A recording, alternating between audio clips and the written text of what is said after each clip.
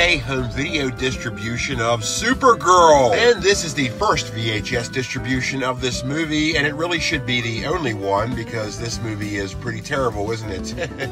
Yeah. Yes, this was first released in theaters in July of 1984, but only in the UK. And word spread quickly about this movie being pretty awful because when it was eventually released in the US in November of the same year, nobody gave a shit. It was a box office bomb, and even though it was a follow-up to Superman 3, otherwise known as the one with Richard Pryor, this tie-in certainly did not help this movie's popularity, but hey, at least it features a Popeye's chicken. So why do I have this? Well, mainly because of the big box, which is a very early VHS packaging design concept that is very important to home video history. And though the big box packaging design is mainly synonymous with early porn videos, there were a number of non-porn VHS distributors that would utilize this very packaging design. And USA Home Video was one of them. And I guess for all intents and purposes, Supergirl could be the title of a porn, so I guess it works out pretty well. The main design flaw of the big box concept was the fact that it was rather hard to open, which might sound ridiculous and like a first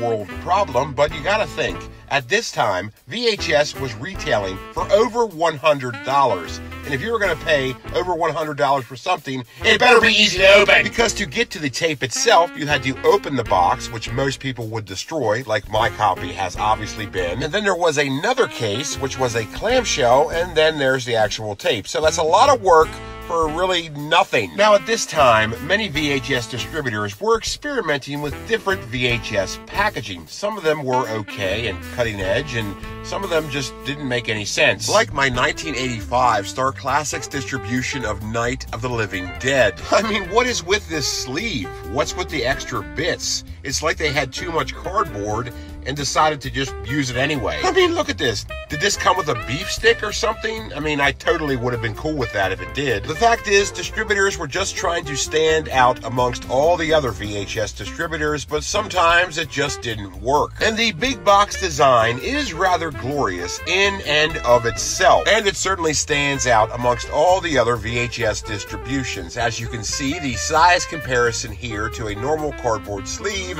holy shit, that's huge. And this 1984 USA Home Video distribution of Supergirl certainly does have some pretty nifty packaging art, even though the picture on the spine looks like it should be on a box of hair dye. Bring out your inner Supergirl. Watch the full episode here, as well as other classic Cat Nanos VHS pirate ship adventures. And please hit subscribe.